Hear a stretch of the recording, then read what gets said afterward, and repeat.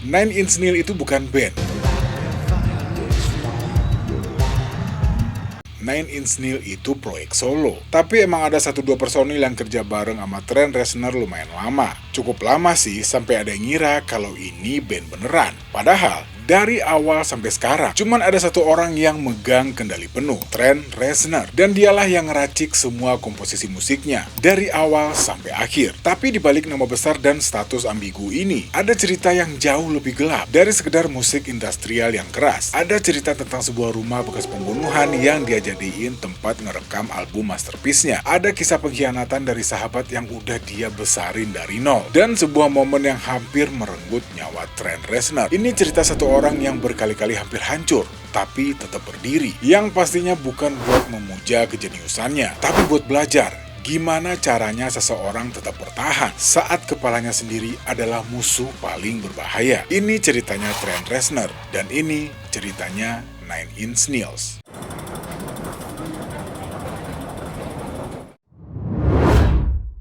Di pertengahan tahun 70-an, nih bayangin ya, anak-anak kecil di Amerika sana lagi seneng-senengnya ngeliatin satu band. Coba tebak siapa? Ya, Kiss. Panggungnya heboh, api di mana-mana, kostum yang boleh dibilang ya lumayan berlebihan, dan dandanan yang lebih mirip superhero daripada manusia biasa. Dan Kiss saat itu sukses ngenalin satu mimpi baru ke anak-anak ini. Cita-cita buat jadi seorang rockstar. Dan salah satu anak yang kena demam itu tinggal di sebuah kota kecil di Pennsylvania, tempat yang jauh dari panggung megah. Isinya cuman hamparan ladang, pabrik-pabrik yang mulai tutup satu persatu, dan hari-hari yang lumayan ngebosenin. Dan nama anak itu Trent Reznor.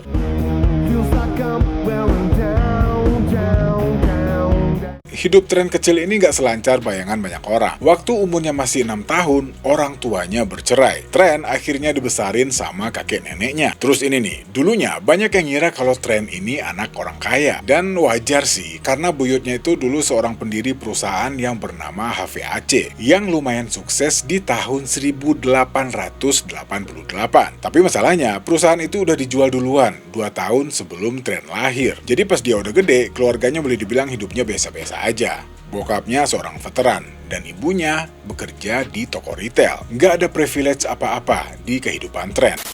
Singkatnya, waktu dia berumur 12 tahun, ada satu momen kecil nih, yang kalau dipikir-pikir, bisa jadi gambaran buat seluruh hidupnya ke depan. Apa itu? Oke, yuk lanjut. Keluarga Trent waktu itu udah nyiapin rencana masa depan buat dia. Trent disuruh keluar dari sekolahnya, terus belajar piano klasik, langsung sama seorang suster gereja. Boleh dibilang ini jalur yang rapi, terhormat, dan dianggap benar buat anak yang emang punya bakat musik. Tapi, di hari yang sama, ayahnya ngasih sebuah piano listrik Wurlitzer lengkap sama pedal efek MXR Phase 100 buat nyiptain distorsi ala rock. Ya, satu klasik, satu rock. Ya, sebenarnya sekarang bisa aja sih disambung-sambungin, cuman waktu itu kan tahun berapa? Dua dunia yang ditabrakin di kepala anak yang berumur 12 tahun. So, di satu sisi, dia disuruh duduk manis nih, ngikutin aturan-aturan yang ada di musik klasik. Dan di sisi lain ada lampu hijau nih dari bokapnya buat main gila-gilaan. Tapi yang jelas, waktu itu Trent belum tahu nih bakal milih jalan yang mana. Intinya, waktu terus berjalan. Trent tumbuh jadi remaja yang aktif, kesana kemari, main di sana sini. Dan Trent ternyata nggak cuma main keyboard, dia juga niup saksofon, main tuba, terus juga gabung band jazz sama marching band di sekolahnya, bahkan sering nongol di pentas musik. Tapi di kota kecil asalnya, jadi anak band atau musisi itu bukan hal yang dianggap keren. Walaupun kegiatannya padat, dia tetap ngerasa nggak nyambung nih sama lingkungan sekitarnya.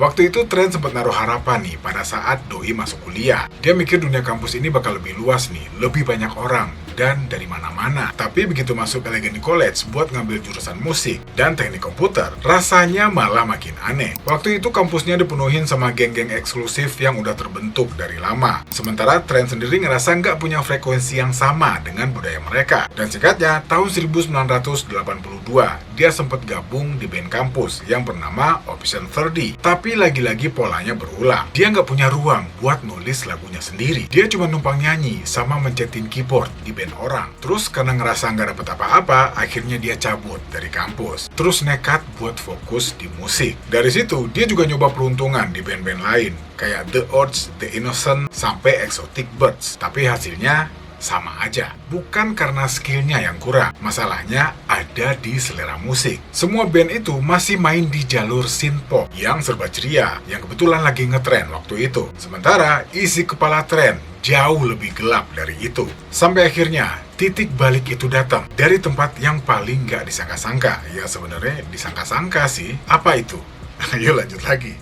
Kerjaan sebagai kru di studio rekaman yang bernama Right Track di Cleveland. Dan di studio inilah Trent mulai ngasah kemampuannya, mulai sedikit-sedikit ngerekam nih, mulai belajar-belajar soal ya ilmu recording, ilmu aransemen juga, ilmu ya macem-macem lah. Dan pastinya atas izin yang punya studio ya. Biasa malam-malam orang udah pulang ya, Trent baru mulai gerak di situ. Terus yang namanya studio rekaman yang lumayan profesional, pastinya alatnya juga banyak banget. Dan di situ juga lah Trent nyobain alat-alat ini. Terus Trent juga sempat cerita nih soal Prince.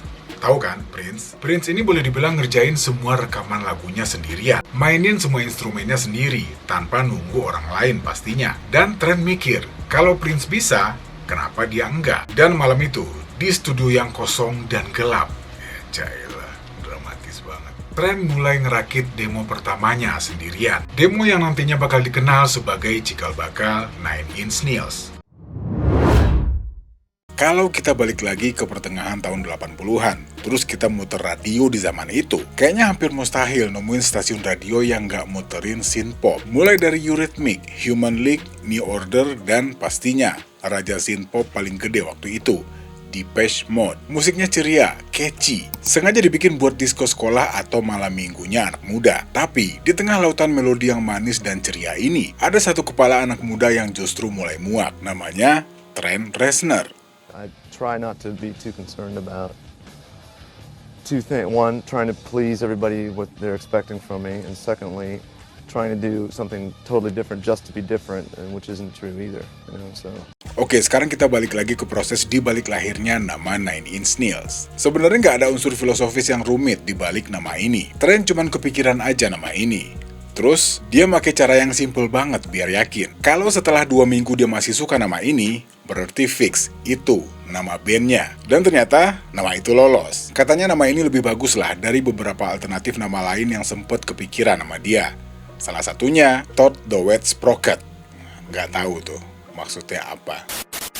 Oke, sekarang identitasnya udah ketemu nih, dan saatnya eksekusi. Pada bulan Oktober tahun 89, lahirlah album pertama Nine Inch Nails, Pretty Head Machine. Oke, sampai sini kita udah tahu nih, kalau Nine Inch Nails ini cuma ada Trent di dalamnya. Dan otomatis, album ini ditulis, dimainin, sama direkam sama Trent Reznor sendiri. Dan genre yang dia usung disebut dengan industrial. Sebuah aliran yang lahir dari sebuah label kecil di Inggris, Industrial Records, yang dibikin sama band yang bernama Throbbing Gristle di tahun 76.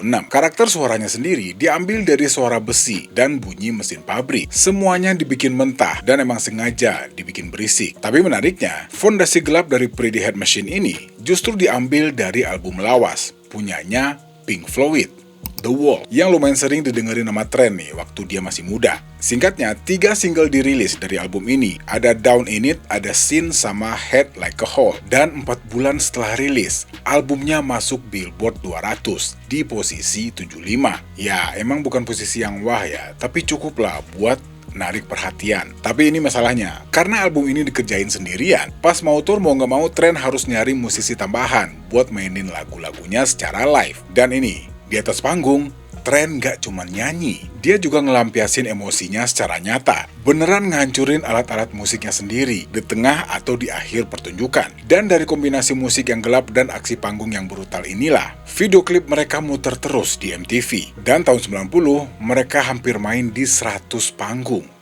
Dan puncaknya, di tahun 1991, Nine Inch Nails resmi masuk line-up Lollapalooza pertama, festival legendaris yang digagas sama Perry Farrell dari Jane's Addiction. Dan dari situ, nama Nine Inch Nails makin dikenal luas. Difavoritin sebagai aksi panggung yang paling brutal dari semua band synthesizer yang lagi ngetren waktu itu. Tapi ini, begitu tour ini beres, Trent gak langsung istirahat. Dia langsung siap-siap nih buat masuk ke proyek berikutnya. Dan proyek kali ini dikerjain di tempat yang jauh lebih gelap dari sekedar panggung musik.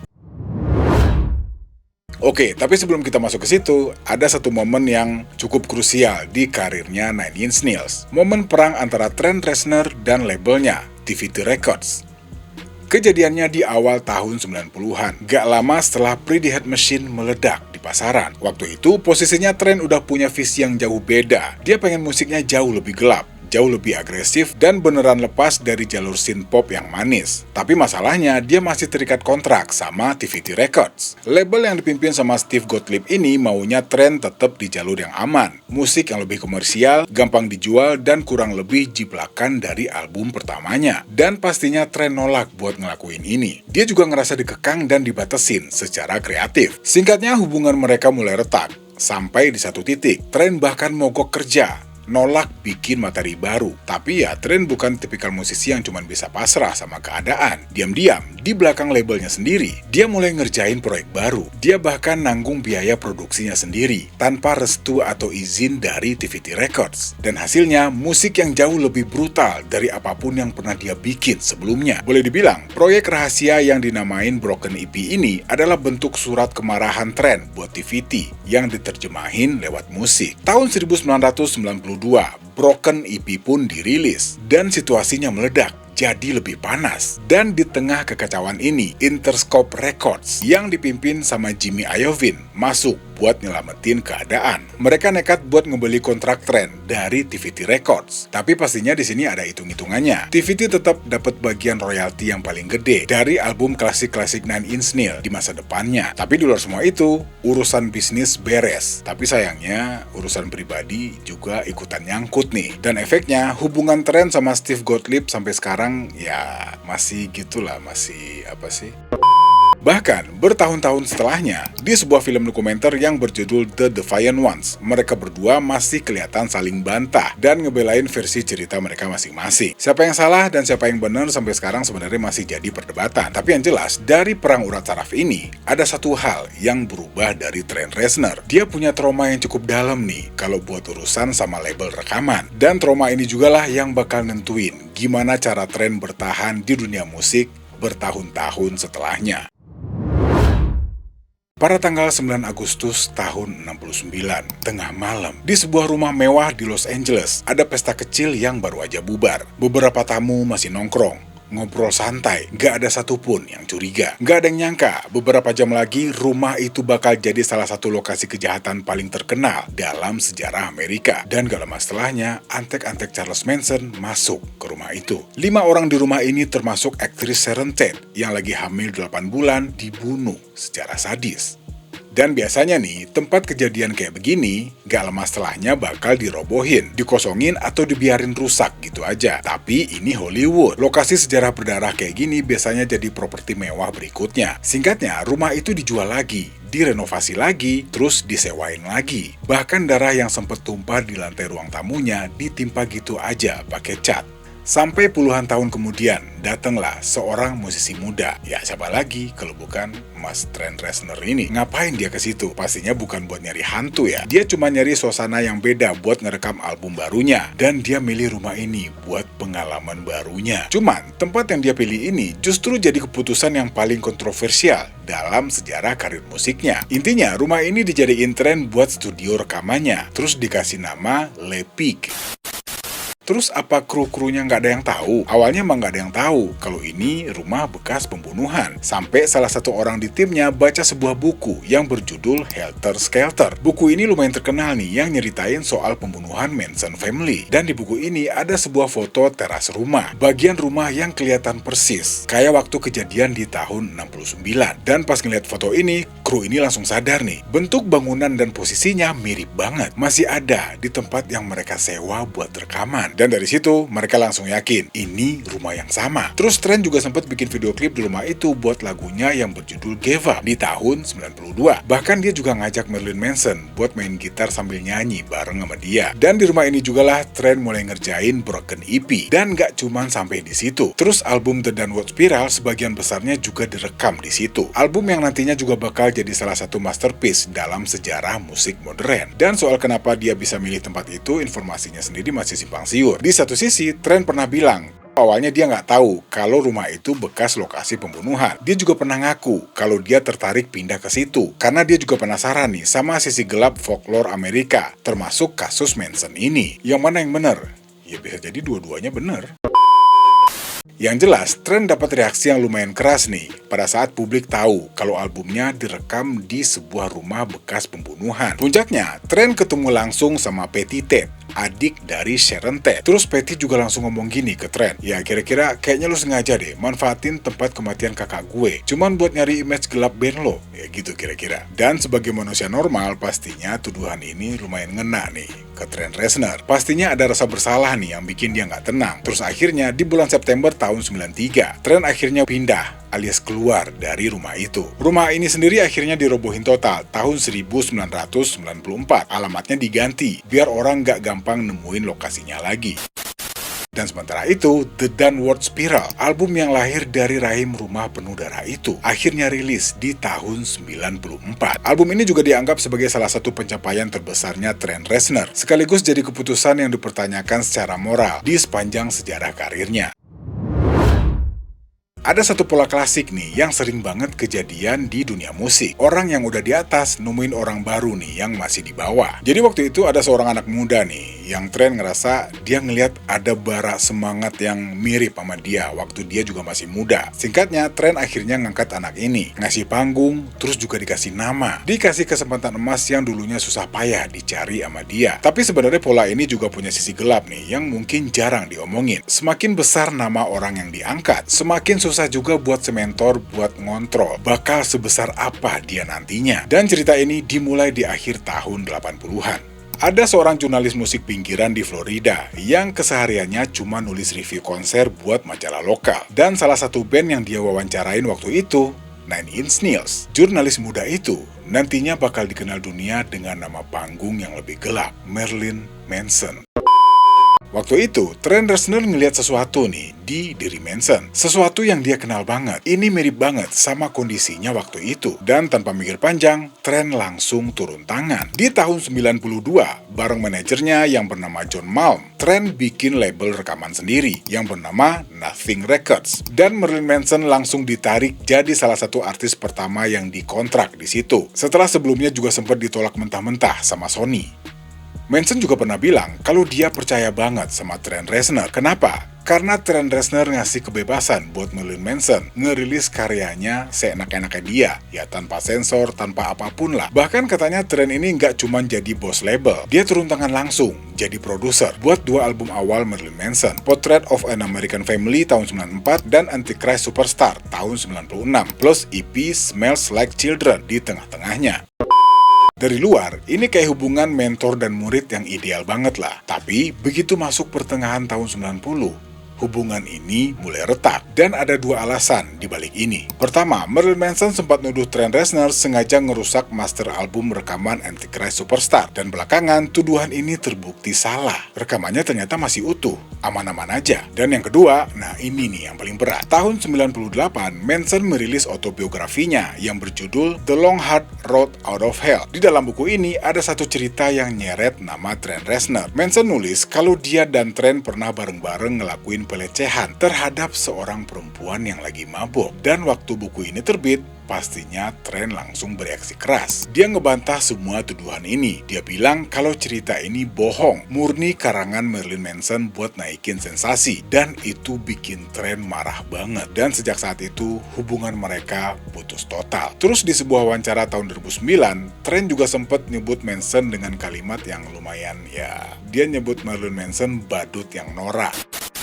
Oke, sekarang kita lompat rada jauh nih ke tahun 2021. Setelah lebih dari 2 dekade mereka musuhan, bom itu meledak lagi. Evan Rachel Wood, yang diketahui adalah mantan tunangan Manson, bersama lebih kurang selusin perempuan lain, muncul ke publik terus ngajuin tuduhan serius soal kekerasan seksual dan pelecehan yang dilakuin sama Marilyn Manson. Terus gara-gara kehebohan ini, otomatis biografi yang udah dia tulis waktu itu langsung viral lagi nih. terus dibahas di media sosial. Dan Trent gak tinggal diam, dia langsung ngeluarin pernyataan resmi. Dia bilang kalau dia udah gak pernah temenan sama Marilyn Manson selama hampir 25 tahun. Terus dia juga negasin sekali lagi kalau cerita di buku lama itu adalah kebohongan besar. Manson sendiri di satu sisi ngebantah tuduhan ini, bahkan balik nuntut atas pencemaran nama baik. Tapi akhirnya gugatan ini kandas di pengadilan.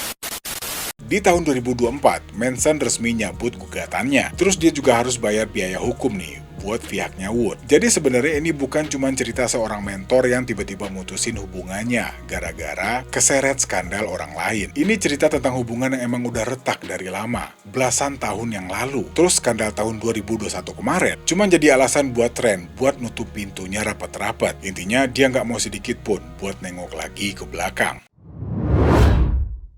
Oke, sekarang kita balik lagi ke pertengahan tahun 90-an. Masih di periode yang sama dengan Silo Drive tadi. Cuman dari sisi yang berbeda nih. Dari luar, karir Trent Reznor ini kelihatan lagi di puncak. The Downward Spiral sukses besar. Namanya makin gede. Dan pengaruhnya di musik makin gak terbantahkan. Tapi dibaliknya, ternyata ada sisi yang lebih gelap. Trent sendiri sempat cerita, pas dia ngerekam album ini, dia ngerasa marah, benci sama dirinya sendiri. Dan perasaan itu gak hilang-hilang. Dan dia butuh cara buat ngilangin ini semua. Awalnya, dia nyoba buat nyalurin ini lewat musik. Berdiri di depan penonton, neriakin emosinya dari dalam perutnya, tapi ternyata lama-lama itu doang gak cukup. Alkohol dan narkoba mulai masuk. Dan kecanduan ini, menurut pengakuannya, udah mulai nancep nih sejak awal-awal dia nulis lagu. Cuman waktu itu belum kelihatan separah apa. Dan ketenaran juga jadi beban tersendiri buat dia. Trent juga cerita, ketenaran itu ngerubah kepribadiannya dan berat buat dijalanin. Dari yang tadinya bahkan gak sanggup buat bayar tagihan gas, terus jadi orang yang harus tampil di depan stadion, yang dipenuhin sama orang-orang yang ngerasa udah kenal sama dia. Dan batas antara sosok di panggung sama dirinya sendiri jadi makin gak jelas. Di sepanjang tour Self-Destruct, ini tour buat The Downward Spiral ya, kebiasaan minum dan make Trent makin parah. Dan di tengah semua ini, datang satu kehilangan yang bikin semuanya semakin berat. Trent ini punya anjing Golden Retriever, namanya Messi. Udah 3 tahun bareng sama Trent, bahkan dibawa sama dia kalau dia lagi tour. Terus suatu hari di Columbus, Messi ini lompat dari pagar balkon. Mungkin dia ngira ketinggian dia ngelompat itu sama ketinggian tempat dia berdiri. Dan ternyata jaraknya ke bawah itu sekitar 15 meter. Setelah kejadian itu, Trent langsung ngelarin anjingnya ini ke dokter hewan. Tapi tulang belakangnya udah patah dan udah nggak bisa diselamatin. Waktu itu bahkan Trent sampai ngebatalin jadwal manggungnya 2 hari setelah kejadian ini. Dan pada saat kehilangannya ini belum benar-benar pulih, kabar duka lain juga datang. Neneknya, Clara, meninggal dunia. Di depan udah kita bahas ya, kalau Trent ini dibesarin sama nenek dan kakeknya. Neneknya juga lah yang jadi wali Trent pada saat orang tuanya bercerai, yang dulu juga nyiapin jalur piano klasik. Ya, yang udah kita bahas di depan. Dan 2 kehilangan ini numpuk barengan. Plus putusnya hubungan dia sama Manson waktu itu. Dan otomatis Trent pun makin ngerasa sendirian. Dan makin dalam nih, masuk ke kebiasaan buruknya. Yang padahal udah dia coba buat tutup-tutupin. Dia juga pernah ngaku kalau di titik terburuknya ini, dia bahkan gak bisa nulis lagu sama sekali. Dan secara gak langsung hal ini juga makin bikin dia ngerasa gagal. Terus ujung-ujungnya malah jadi depresi. Terus karena depresi, makainya makin parah. Dan siklus ini muter terus, gak putus-putus. Tapi dari kekecauan ini justru lahir satu album, The Fragile. Proses pembuatan album ini juga berat. Dia sempat ngasingin diri ke sebuah rumah di Big Sur, California buat ganti suasana. Tapi cuma satu lagu dari masa itu yang akhirnya kepake di album ini. Dan setahun setelahnya, dia balik lagi ke New Orleans dan pelan-pelan mulai nemuin ritmenya lagi. Dibantuin sama seorang produser yang bernama Alan Moulder. Dan katanya ini juga nggak sampai di situ doang ya. Dan pada bulan September tahun 99, The Fragile akhirnya dirilis. Album ini debut di posisi nomor 1 di Billboard. Cuman pastinya dengan situasi yang udah dia lewatin pas bikin album ini, Trent malah kaget kalau album ini masuk Billboard. Ya biasanya kan gitu ya, giliran bikin sesuatu asal-asalan malah banyak yang suka gitu. Terus giliran diseriusin malah nggak dilihat. Cuman ini nih, keberhasilan ini di satu sisi dirayain sama Trent. Ya wajar lah, dia juga nggak nyangka gitu. Tapi ngerayainnya lagi-lagi pakai alkohol. Tapi ternyata momen ini jadi momen relapse-nya Trent yang jauh lebih parah dari sebelumnya. Tur buat album ini juga nggak semulus yang diharapin. Bangku kosong mulai kelihatan di beberapa kota, apalagi tur di luar Amerika, kayak Jepang misalnya. Bahkan, album yang sempat nomor 1 ini jatuh lebih cepat dari posisinya. Dan setelahnya, label rekaman mulai narik dukungan mereka. Dan Trent terpaksa nembokin biaya tur, pakai duitnya sendiri. Dan puncaknya terjadi di London Docklands Arena. Waktu itu, semua udah siap buat panggungnya Nine Inch Nails, tapi mereka malah nggak muncul sama sekali. Cuman sang basis, Danny Lohner, yang kelihatan main bareng band pembuka. Pastinya penonton juga nanya-nanya nih, tapi yang mereka dapetin malah permintaan maaf. Katanya drummernya lagi sakit perut, nggak banget emang alasannya. Cuman yang penonton nggak tahu, Trent lagi nggak sadar di kamar hotelnya. Singkatnya, waktu itu Trent dibawa sama krunya, tapi yang mereka nggak sadar, Trent hampir mati waktu itu. Dia salah ngambil zat yang dikiranya kokain, padahal itu heroin jenis China White, yang jauh lebih keras dan jauh lebih berbahaya. Tapi ternyata, setelah insiden ini, ada satu tragedi lagi yang bikin Trent makin hancur. Rodney Robertson, teman dekat sekaligus penjaga studionya, ditembak mati. Terus parahnya, Trent tahu kabar ini justru dari berita lokal. Beberapa jam setelah ibunya Rodney nelpon buat nanyain anaknya di mana. Singkatnya, setelah momen paling gelap di London itu, akhirnya Trent masuk rehab lagi. Dan kali ini di New Orleans. Kabar gembiranya, program ini berhasil dia beresin di tahun 2001. Terus belakangan Trent juga pernah bilang, kalau di masa itu dia harus mengubah prioritas hidupnya. Dia harus ngebersihin dulu isi kepalanya. Dan gara-gara itu jugalah dia sempat milih buat ngejauh dari dunia musik selama beberapa tahun. Buat nyari tahu lagi siapa dirinya. Dan apakah dia ingin ngelanjutin hidupnya sebagai musisi. Tapi ternyata masalah Trent belum benar-benar beres. Tahun 2003, dia meminta laporan keuangan dari John Malm, manajer yang juga teman dekatnya sendiri. Dari situ Trent baru sadar aset likuidnya cuma sekitar $400.000. Jauh di bawah angka yang selama ini dijanjiin. Cuman habis itu Malm ini malah ngegugat Trent, katanya ini masalah komisi. Terus akhirnya Trent balik nolak dan ternyata banyak banget kejanggalan di kontrak lamanya. Ya habis itu intinya Trent ngegugat balik dan ternyata banyak banget kejanggalan di kontrak-kontrak lamanya. Tapi, walaupun ngadepin masalah-masalah ini, perlahan-lahan hidup Trent balik lagi nih ke jalurnya. Di tahun 2005, dia ngerilis With Teeth, album comeback yang jadi penanda kebangkitannya setelah lepas dari kecanduan. Buat banyak fans, album WT ini bukan cuma soal kembalinya Nine Inch Nails, tapi ini juga jadi bukti kalau seseorang yang udah pernah ada di titik terendahnya bisa bangkit lagi. Oke, sekarang kita balik lagi nih ke tahun 92. Ya, rada bolak-balik ya alurnya. Nggak apa-apa ya? Oke, lanjut. Kalau Manson boleh dibilang bikin Trent banyak belajar soal pahitnya kepercayaan. Di satu sisi, David Bowie malah kebalikannya. Trent udah ngefans berat sama Bowie sejak remaja, dan juga mulai kenal lewat album Scary Monsters. Bertahun-tahun setelahnya, di tahun 92, Nine Inch Nails ngerilis video klip buat lagu Happiness in Slavery. Video ini isinya seorang pria telanjang yang diikat ke mesin terus disiksa. Ya, nggak usah dibayangin dan nggak usah ditayangin ya kayaknya ya. Oke, MTV dan hampir semua stasiun TV nge-ban klip ini. Tapi ironisnya, justru video kontroversial ini yang bikin Bowie notice sama Trent Reznor. Dia sebelumnya udah pernah dengar Pretty Hate Machine, tapi cuman sekedar tahu. Bowie ini juga ngaku kalau dia ngelihat video yang di-band ini dan mikir ini bagus banget. Dan dari situ dia mulai beneran ngikutin karya-karyanya Trent. I think it was inadvertently it was MTV's fault because I saw the video that you'd banned and I thought that's really good. That's a great video. Why didn't they take it then, do you suppose? No, you throw that question to Trent. Dan Trent di sisi lain, sebenarnya The Downward Spiral ini juga terinspirasi dari David Bowie, sebuah album yang berjudul Low yang dirilis tahun 77. Intinya, dua musisi ini saling mempengaruhi karya masing-masing, bahkan sebelum mereka kenal secara personal. Singkatnya, David Bowie ngubungin Trent buat ngajak tur bareng. Dari bulan September tahun 95 sampai Oktober tahun 96, mereka ngejalanin Outside Tour. Bukan sekedar band pembuka, tapi set mereka digabung jadi satu pertunjukan yang gak akan pernah ada lagi kayak gitu. Trent sendiri juga ngaku kalau momen itu kerasanya surreal banget. Ini kebayang ya, ketemu langsung sama sosok yang udah dipuja dari zaman ABG-nya. Dan dari situ lahirlah kolaborasi lain. Di antaranya ada remix lagu I'm Afraid of Americans yang aslinya ditulis David Bowie bareng Brian Eno. Trent juga ngeproduserin soundtrack film Lost Highway-nya David Lynch tahun 97 yang isinya lagu dari Nine Inch Nails. Bowie, Smashing Pumpkins, Marilyn Manson, sampai Rammstein. Dan album soundtrack ini masuk ke Billboard di posisi 7. Dan di luar kolaborasi musik ini, ternyata Bowie juga jadi tempat curhatnya Trent soal kecanduannya. Cuman katanya David Bowie juga nggak bertindak layaknya seorang senior ke junior ya. Hubungan mereka jadi lebih kayak kakak adik gitu. Dan Bowie juga lah yang nyaranin Trent buat ngebenerin hidupnya. Dan pastinya ini juga jadi salah satu pemicu bagi Trent buat ninggalin kebiasaan obat-obatannya. Dan buat Trent Reznor sendiri, David Bowie ini nggak cuman jadi sosok mentor, tapi sekaligus jadi sosok bapak buat dia.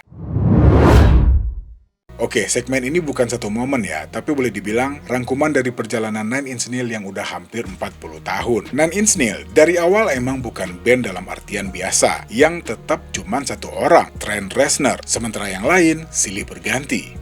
Richard Patrick, gitaris Nine Inch Nails dari tahun 89 sampai 93, keluar gara-gara masalah duit sama Trent. Terus dia bikin band sendiri, Filter, dan sukses dengan jalurnya sendiri. Terus ada Chris Frena, salah satu teman lamanya Trent dari awal banget, jadi drummernya Nine Inch Nails, tapi keluar masuk beberapa kali sepanjang karirnya. Selanjutnya ada Danny Lohner, yang ngisi posisi bass sekaligus gitar. Terus doi keluar di sekitaran tahun 2003, karena perbedaan visi kreatif sama Trent. Selanjutnya ada Charlie Clouser yang megang keyboard terus programming. Keluar di tahun 2001.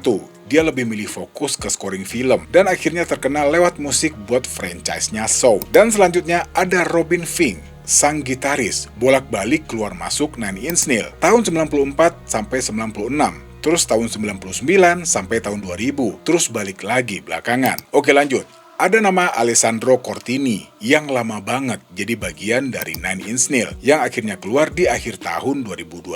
Selanjutnya ada Ilan Rubin, ada Josh Freese yang dua-duanya pernah ngisi posisi drummer dan dua-duanya juga sempat keluar masuk. Polanya cukup jelas ya, banyak yang pergi tanpa drama yang berlarut-larut. Tapi rata-rata soal duit, soal visi misi yang boleh dibilang udah nggak sejalan sama Trent. Dan barulah di tahun 2016, buat pertama kalinya dalam 30 tahun, Trent akhirnya ngasih status resmi ke personil lain, namanya Atticus Ross. Dan sejak saat itu line up Nine Inch Nails jauh lebih stabil dibanding era-era sebelumnya. Tapi intinya tetap sama dari dulu sampai sekarang. Nine Inch Nails ini visinya cuman dari satu orang, sementara yang lain boleh dibilang ya cuma numpang lewat lah gitu. Oke, kayaknya banyak juga nih drama di tahun 90-an yang ngehampirin Trent Reznor. Tadinya nggak mau dibahas sih, cuman kayaknya sayang aja gitu. Ya udah, kita bahas ini sedikit ya. Ayo, di pertengahan tahun 90-an, Trent Reznor ini sempat dekat sama Courtney Love. Tahu ya Courtney Love? Awalnya mereka ketemu pas Hall ngebuka konsernya Nine Inch Nails. Cuman ternyata hubungan mereka juga nggak lama. Dan begitu putus, hubungan ini malah jadi panas. Selama bertahun-tahun setelahnya, Courtney sempat beberapa kali nyerang Trent lewat beberapa wawancara. Terus juga media sosial. Puncaknya di pertengahan tahun 2021, Courtney memposting sesuatu di Instagramnya yang isinya tuduhan berat ke Trent dan orang-orang di sekitarnya. Dia ngeklaim kalau dia, si Courtney Love ini, sama personil Hall yang lain, pernah ngeliat Trent dan krunya ngelakuin kekerasan ke beberapa perempuan. Dia juga nyebut Trent ini talented, tapi juga sekaligus creep. Cuman postingan ini nggak dijelasin lagi secara detail. Nggak ada kronologi, nggak ada nama, sama nggak ada bukti pendukung. Terus kurang dari 24 jam, postingan ini dihapus lagi sama Courtney Love. Dia juga minta maaf lewat instastory-nya, dan juga ngakuin kalau itu postingan yang sensitif. Terus ya pastinya juga salah. Dan sampai hari ini nggak ada laporan polisi dan gugatan hukum. Dan Trent sendiri sampai sekarang nggak pernah komentar soal masalah ini. Tapi di luar semua itu, ada satu teori nih yang sering muncul di kalangan fans. Banyak yang bilang lagu Starfuckers Inc. dari album The Fragile itu liriknya langsung nyindir ke Courtney Love. Tapi ya ini cuma spekulasi fans ya. Trent sendiri nggak pernah konfirmasi soal ini. Oke, With Teeth dirilis tahun 2005 yang jadi titik balik penting buat Trent. Album comeback dari masa kecanduannya, sekaligus jadi pembuktian kalau dia masih bisa berkarya di kondisi yang lebih sehat. Dan album ini juga ngasih Trent nominasi Grammy lewat single The Hand That Feed. Terus juga debut di posisi satunya Billboard. Dan dari sana karirnya justru makin melebar. Bukan cuman di ranah band, Trent bareng sama Atticus juga masuk ke dunia scoring film. Mereka juga ngegarap musik buat The Social Network, terus juga menang Oscar buat Best Original Score di tahun 2011. Terus Nine Inch Nails ini juga sempat beberapa kali menang Grammy, termasuk buat lagu Wish dan Happiness in Slavery. Album terakhir mereka, Ghost Five Together dan Ghost Six Locust, rilis di tahun 2020. Dan di tahun 2025, mereka juga ngegarap soundtrack buat film Tron, Ares. Pada bulan September tahun 2025 sampai Maret tahun 2026, Nine Inch Nails jalanin tur besar yang bernama Peel It Back, yang kalau ditotal sebanyak 63 pertunjukan. Jadi, sampai hari ini, di usianya yang udah 60 tahun, Trent masih aktif berkarya, nggak berhenti walaupun udah ngelewatin titik terendah yang bahkan hampir ngerenggut nyawanya sendiri. Dari anak yang ngerasa nggak pernah cocok di Pennsylvania, sampai jadi tokoh paling berpengaruh di sejarah musik industrial dan alternatif rock. Perjalanan Trent Reznor bukan tentang seseorang yang nggak pernah jatuh. Ini soal tentang orang yang jatuh berkali-kali, kehilangan sahabat, bahkan kehilangan kendali atas dirinya sendiri, hampir kehilangan nyawa, dan tetap milih buat bangun lagi. Itulah Trent Reznor, dan itulah Nine Inch Nails. Oke, sekian dulu video kali ini. Saya pamit. Assalamualaikum warahmatullahi wabarakatuh.